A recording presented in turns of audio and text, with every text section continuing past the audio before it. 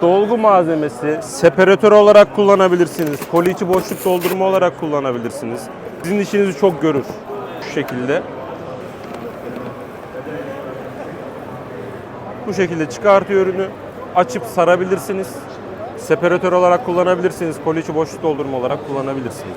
Şöyle sardığınız zaman bunu şuralardan biz faydalanmak istiyoruz. Yani burada bir sarf maliyetiniz yok. Makineyi aldınız, atık kolinizi de değerlendirdiniz. 30 santim, 42,5 santim. Bu makinenin aynı tipte 50 santimliği var. Daha hızlı, endüstriyel bir makine isterseniz bu da 50 santim. Dakikada 12 metre yapar.